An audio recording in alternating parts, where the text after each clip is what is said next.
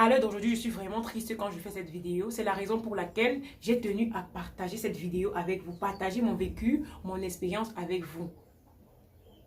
Vous voyez, j'ai pris un lotus parce que je ne sais pas si je vais tenir.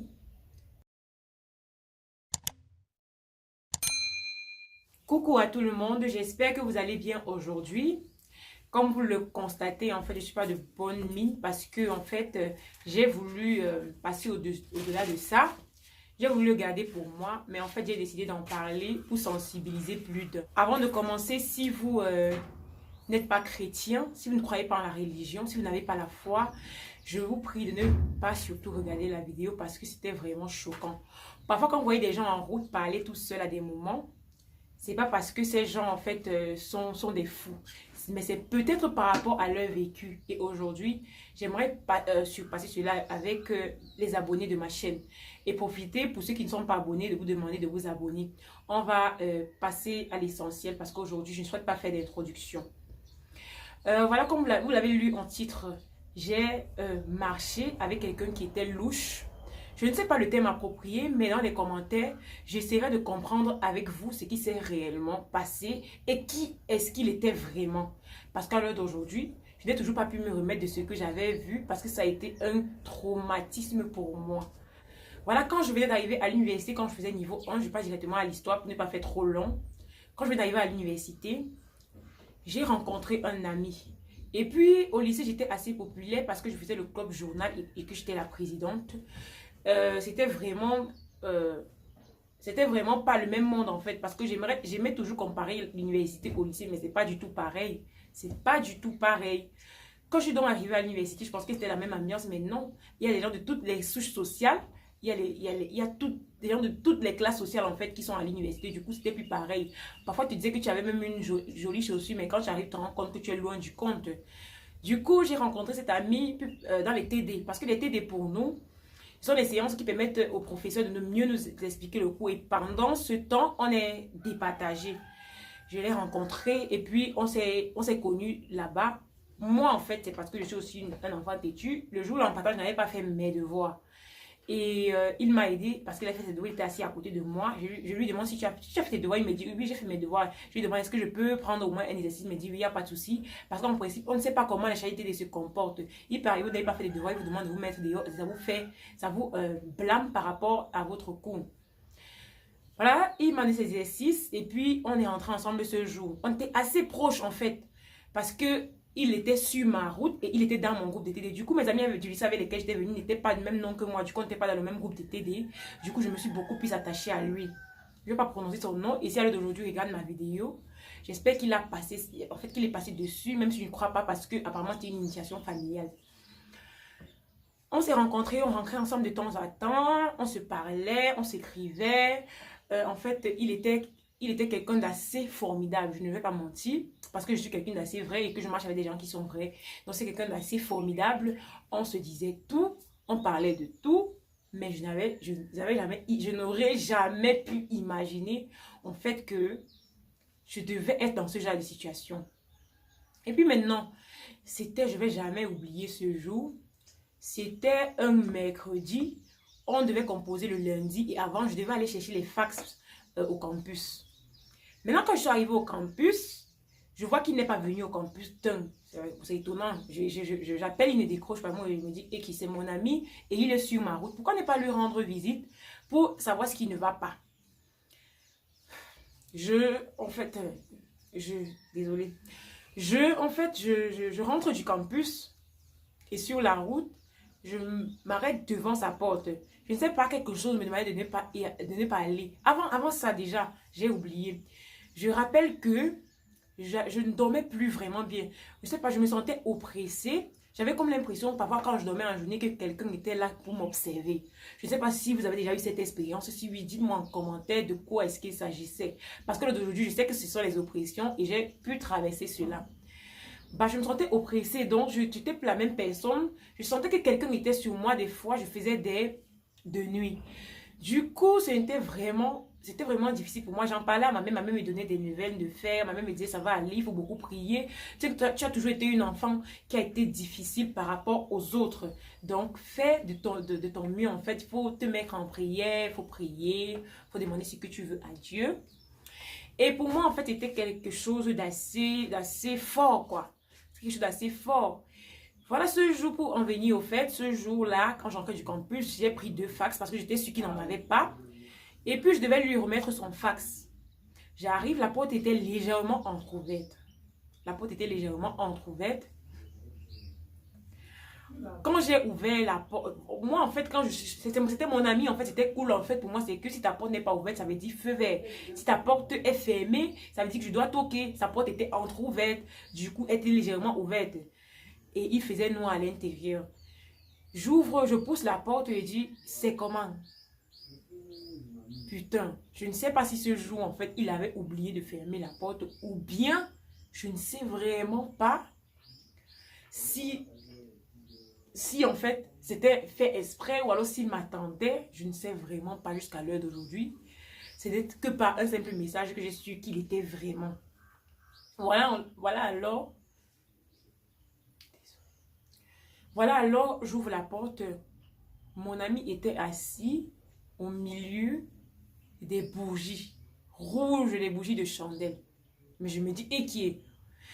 Quand j'ai ouvert la porte, je ne savais même pas d'abord que c'était lui parce qu'il était, avec un voile noir au milieu des bougies. Mais je me dis, et qui est? Mon cœur s'est d'abord arrêté un moment.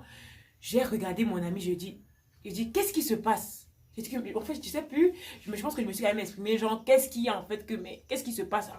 Il me dit, en fait, on a coupé la lumière. Il dit à mon cœur que, mais, toi, tu me prends seulement pour une bête ou pour une folle. Moi, en fait, mon premier réflexe, c'est que la bougie, en fait, la prise, en fait, était à côté de la porte. Du coup, quand il me dit qu'on a coupé la porte, mais mon frère, je dois vérifier. Je lance ma main sur son interrupteur et la lumière tombe. Je me dis, et qui m'a envoyé ici? Mais qu'est-ce que je suis venue faire ici? J'ai eu comme une boule au cœur. Mon cœur s'est resserré parce qu'en ce moment-là, je ne savais vraiment pas quoi faire. Je me dis à mon cœur, mais mon Dieu, qu'est-ce que je vais faire? Je lui dis, mais qu'est-ce qu'il y a? Pourquoi tu as oublié des bougies? Il dit que non, on avait coupé la lumière. Peut-être ça vient d'arriver. Je dis que, mais même si on coupe la lumière, est-ce que tu es obligé de t'asseoir au milieu des bougies, mon frère? Qu'est-ce qui se passe? Dis-moi. Il dit que non, c'est rien en fait. Non, c'est un truc, c'est un fun. C'est quelque chose que j'ai appris sur le net et je voulais juste imiter. Il dit que, mais mon frère, toi tu veux imiter seulement quoi? Toi tu veux imiter quoi? Parce que moi j'étais dépassée. Lui il me disait, mais qu'est-ce qui se passe? Le gars dit, mais qu'est-ce qui ne va pas? Et puis maintenant lui il me dit que je vais t'expliquer plus tard.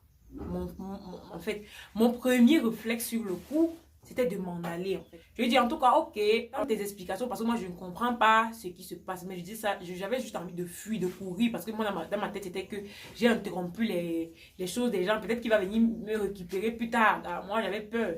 Directement, je ne suis même pas encore rempli, directement appelé ma tête que mais mon frère. Voilà, ma mère me dit que je t'ai toujours dit que les amis à l'université ne sont pas bien. Parce que ma mère, en fait, elle m'avait tellement fait de telle sorte que quand j'arrivais à l'université, même ma barbouche, je ne laissais pas dehors parce que ma mère me disait que si tu laisses ta barbouche dehors là-haut, les oiseaux de nuit vont venir chercher ça. Maintenant, quand je reste à la maison, il m'écrit, m'envoie un message que je vais t'expliquer. Ce n'est rien, ce n'est pas ce que tu penses. Je dis que mais je ne pense rien, je veux juste les explications. Je veux juste que tu m'expliques, que tu me dis ce qui s'est passé. Parce que je ne sais pas avec qui j'ai été, parce que c'était déjà le deuxième semestre, la fin du second semestre. Je ne sais pas avec qui j'ai été toute l'année. Moi, je veux juste des explications. Moi, j'étais vraiment étonnée, j'étais stupéfaite et ça me faisait vraiment mal. J'ai passé des nuits à pleurer, à savoir ce qui n'allait pas parce que c'était mon ami et que je me disais que mais dans quoi il s'est fourré, qu'est-ce qui ne va pas et tout ça. Vous voyez, pour moi, ça a été vraiment un coup dur parce que au fond de moi, je savais que je perdais un ami. Un ami vraiment, je sais parce qu'il m'a beaucoup aidé, parce qu'il était plus intelligent que moi déjà. Donc, c'était quelqu'un d'assez formidable, en fait, je ne vais pas le nier. Et vraiment, cette expérience m'a permis de grandir et m'a permis de comprendre un certain nombre de choses. Quand je fais mes prières depuis peu, en fait, je demande à Dieu de me donner l'esprit de discernement parce que, en fait, j'étais un peu très laxiste dans les prières. Et déjà, comme je vous l'ai dit tout à l'heure, j'étais le genre d'enfant qui était un peu plus difficile que les autres. Du coup, mon éducation n'a pas du tout été facile comme celle de mes soeurs, même bien que ce soit la même éducation et bien que ma mère nous a traités de la même façon. Ça n'a pas du tout été facile parce que j'étais la plus difficile de tous les enfants de ma mère. Mes parents, je ne sais pas, mais de ma mère, oui. Donc, c'est un peu ça. C'est un peu ça. Il m'a envoyé des messages. Et en fait, je lui ai dit que je veux juste savoir la vérité. Qu'est-ce qui se passe? Pourquoi tu es comme ça? Qu'est-ce qui s'est passé? Pourquoi tu faisais ça en fait? Il m'a dit que ne pas à la personne. Je dis que mais je ne vais pas parler à la personne. Je ne suis pas une traître. Mais à la base, je veux savoir ce qui s'est passé.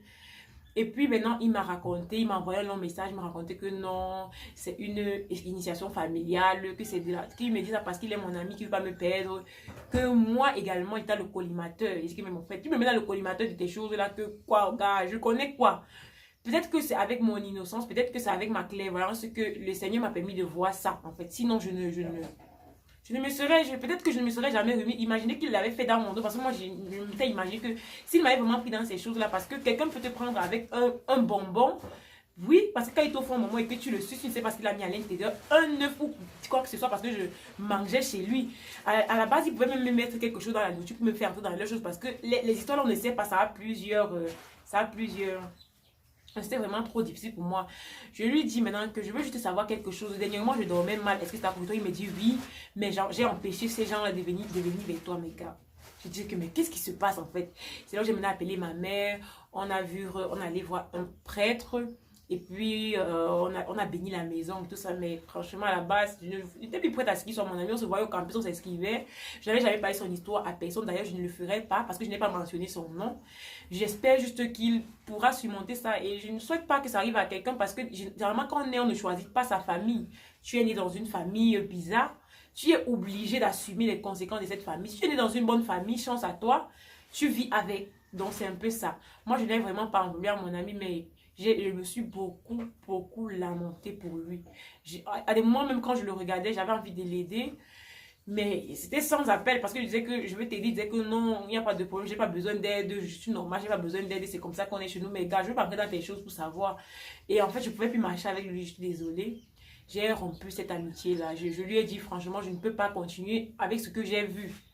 Avec ce que j'ai vu. Donc, ça a été vraiment une expérience assez traumatisante pour moi parce que ça m'a fait 1 an de réflexion. C'est la deuxième année qu'avec le temps, j'ai commencé à oublier, j'ai commencé à penser à autre chose, j'ai commencé à avoir d'autres amis, bien que ça ne m'a pas toujours aidé jusqu'ici. Donc, vous, en fait, faites très attention. En fait, le message de Dieu, c'était pour vous demander de faire très attention à vos compagnies, avec ceux avec qui vous marchez. Faites beaucoup attention parce qu'on ne sait pas qui est qui. Vous pouvez voir quelqu'un là, il est souriant, il rit, montre les dents, mais mon frère, c'est lui qui va venir vous tuer demain. Donc, faites très attention. Alors, je suis un peu limitée côté ami. Ça, c'est vrai, je suis limitée côté ami parce que c'est une expérience qui m'a traumatisée. En tout cas, j'espère que la vidéo vous aura plu. Si ça vous a plu, masse de pouces bleus. Sinon, dites-moi en commentaire. On aura d'autres vidéos qui vous permettront de comprendre un certain nombre de choses par rapport à cette situation. Je vous permettrai en fait dans les prochaines vidéos de comprendre mon vécu après ça. Comment est-ce que j'ai pris ça? Si j'ai pu surmonter ça vraiment. C'est vrai qu'à l'heure d'aujourd'hui, je me sens surmontée, mais vous comprendrez tout le processus par lequel je suis passée pour pouvoir surmonter ça. Parce que pour moi, en fait, c'est comme si j'avais comme l'impression qu'il me hantait, il était toujours là et tout ça. Donc, on va pas faire long. Je ne veux pas que la vidéo soit très longue. Si ça vous a plu, max de pouces bleus. Sinon, dites-moi en commentaire. J'aimerais avoir vos conseils en commentaire sur qui était vraiment ce personnage. Qui était-il en réalité? Est-ce que c'était vraiment un truc familial comme il m'a dit? Est-ce que c'était vraiment un truc familial comme il m'a dit? Ou est-ce qu'il essayait de cacher en fait, de me cacher la réelle personne qu'il était?